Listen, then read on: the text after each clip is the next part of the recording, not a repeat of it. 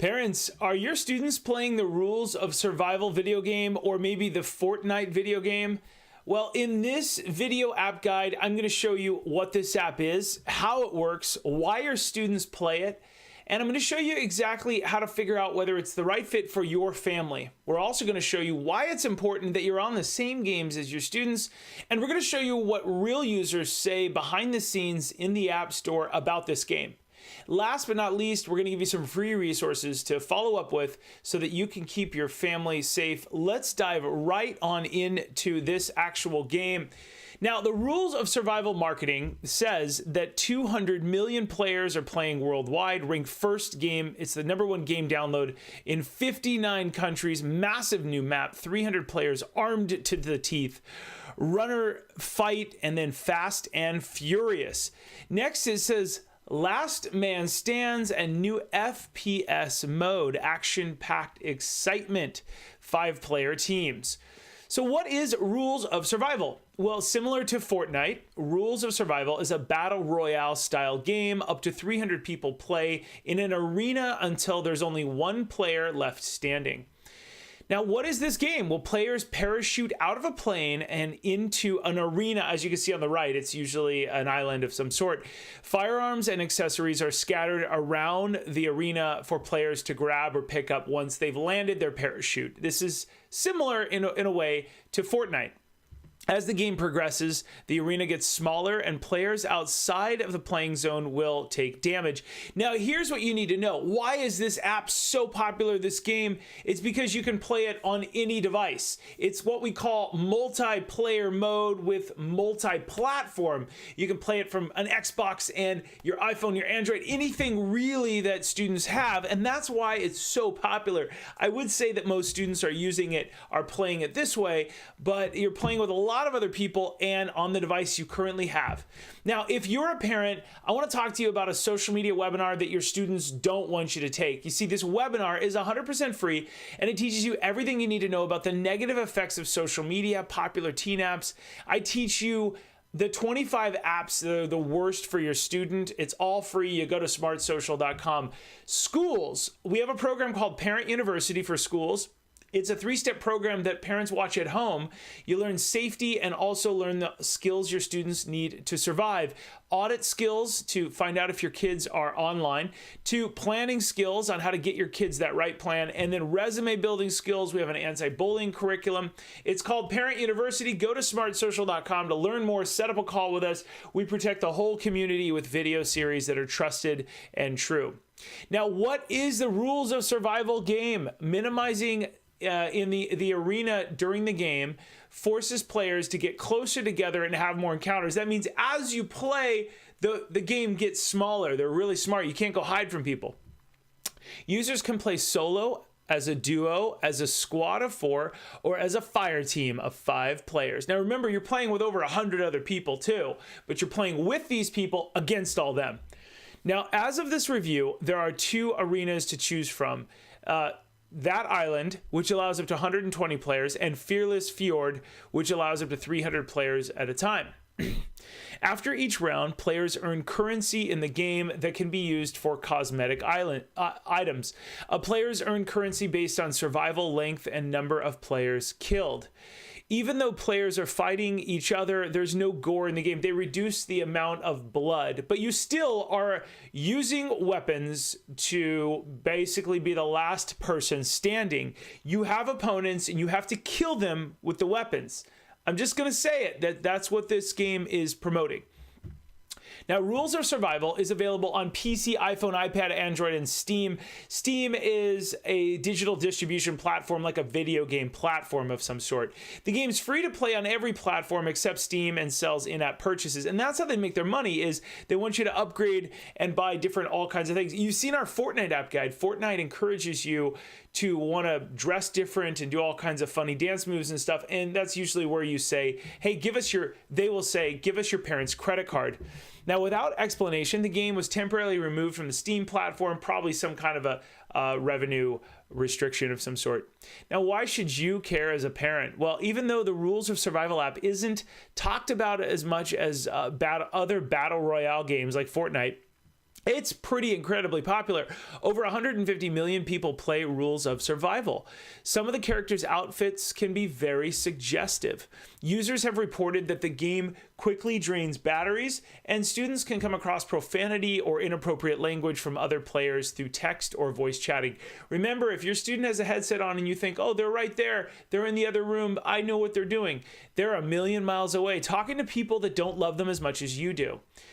Here's what real users say about Rules of Survival. There is no point to this game. All you do is kill people over and over.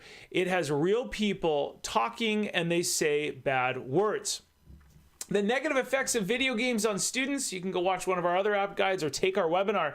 A Canadian study from McGill University shows that human-computer interactions, such as playing video games, can have a negative impact on the brain. Noticeable changes to behavior, ignoring or not prioritizing responsibilities or interest over game time, and also continuing to play games despite the negative impact it may have. These are all the ways that we can see the negative impact of video games and screen time.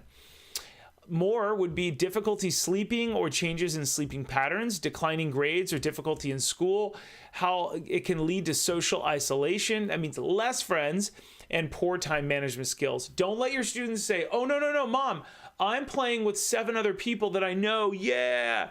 Please consider playing these games with your kids, see what's going on, listen in, be more invested in your kid than you are in the game, meaning be more invested in what your kids are doing and be on those platforms with them. Don't find yourself saying, oh, I'll never be into that game. We hear so many parents say that, but so many students are begging their parents, will you spend time with me? This is what I like to do. Now, teen video game stats, I got way too many of them. 97% of teens ages 12 to 17 play computer, web portal, or console games. You know that. 50% of teens played games yesterday, meaning it's like in the recent past. 86% of teens play on a console like the Xbox, PlayStation, or Wii. That means they have actual tactile feedback and they're looking at a bigger display. Almost 3/4 play games on a desktop or laptop computer at one time or another. 60% use a portable gaming device like Sony PlayStation Portable, Nintendo DS, or Game Boy. A lot of overlap here, and that's because they're playing games so much that oftentimes they're just using different devices, different time of the day.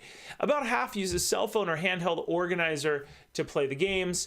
27% play games with people who they connect with through the internet, meaning they don't know these people. 82% play games alone. That means they're in the room alone, but 71% of that group also plays with others. So it could be alone, but you're playing with other people that you met on the web. About 1/4 of them play online games with people they first met online. They think of these people as their friends, but they've never really met them, and you as a parent have probably never met them. Nearly 2/3 of teens who play games report seeing or hearing people being mean and overly aggressive while playing. And then half of teens report seeing or hearing people being hateful, racist, or sexist while playing these games. That means if they have their headphone on, they are talking with people that do not love them as much as you do.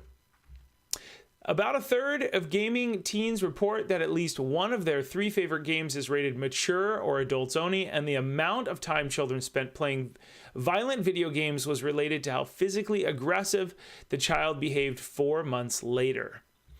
Okay, and then last one. 90% of 8th to 12th graders reported that their parents never checked video game ratings before purchase, and 89% of students never having their video game time limited. Basically, they never had that limited.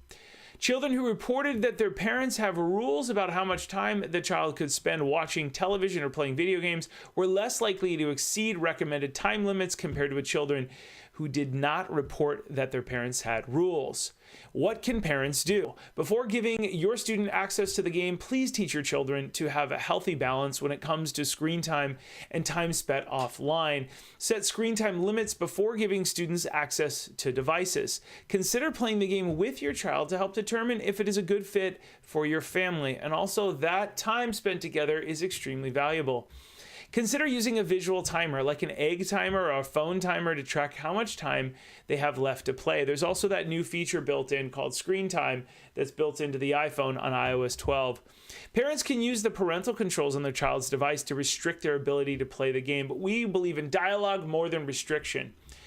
Consider talking about spending guidelines, like monetary spending, with your children, and ensure that they ask before downloading any new apps or making any in-app purchases with your credit card. Teach students to never share personal information with strangers online or in games. Now remember, parents, we've got a free webinar we want you to take. Get everything you need to know about the negative effects of social media, popular teen apps, and how you can keep your family safe online. It's our Smart Social webinar, and it teaches you 24 apps your students should avoid. Also, we have a survey. If you want to get the first 3 copies of my book, you can do so by going to smartsocial.com, taking our survey. You get a free first 3 chapters of this for free, and you get a safety score that you can use to protect your household from hackers and attackers. Schools, we've got Parent University for your school, 3-step program. Let's teach parents how to monitor their kids and audit them online, how to set a plan for every family, and then resume building skills. We teach the positive side of this. We also teach some other really cool stuff that's very important that schools like all over the country, but we have a positive plan for every single student. Oh, I'm so honored that you would take part in this. And thank you so much for watching What is the Rules of Survival Game? If you enjoyed this, please subscribe. Please rate this, review it. If you're listening on our podcast, give me a rating, subscribe. We need to share our message with the rest of the world. I'm so honored that you guys are here. I hope you'll take the next step. I hope you'll go to smartsocial.com, take our webinar, opt in, and become a part of our family so that we can protect your family. We have a lot to do, a lot of people to share this with.